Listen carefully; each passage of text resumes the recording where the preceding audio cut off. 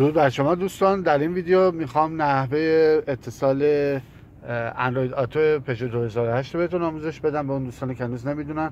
میدونم خیلی نمیتونن راه بندازن. علت اولش کابلتونه اگر کار نمیکنه عوضش کنید، ببرید جایی که از این کابل‌های موبایل بهتون میدن و ازش خواهش کنید کابل رو یکی یکی با شما تست کنه.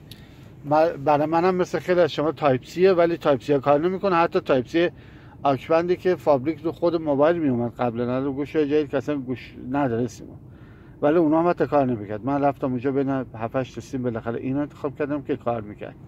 گوشی منم سامسونگ هستش S23.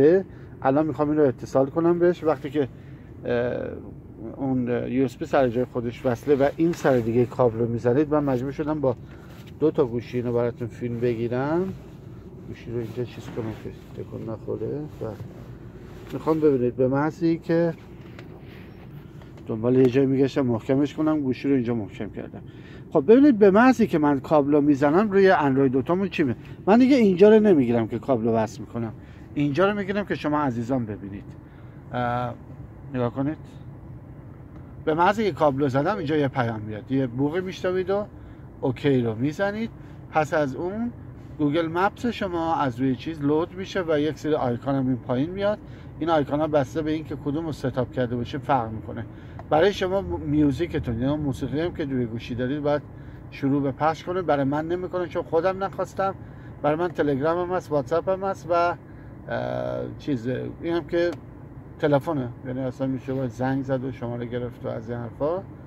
و میبینید دیگه اینم که تلگرام پلی نمیکنه به خاطر سکیوریتی های داخل خود تلگرام هست. مپ هم که برمیگردید میزنید برمیگردید روش و بعد میتونید دیگه مقصدتون رو بدید و اینا، که اونو در یه ویدیو دیگه من مفصل خواهم گفت. این ویدیو فقط در مورد اتصالش بود. پس اگر راه نمیفته کابلتون رو عوض کنید. سیستمی هم که باهاش وصل میشین اسمش از اندروید آتو، تنها سیستم موجود ایرانه. پاینده باشید.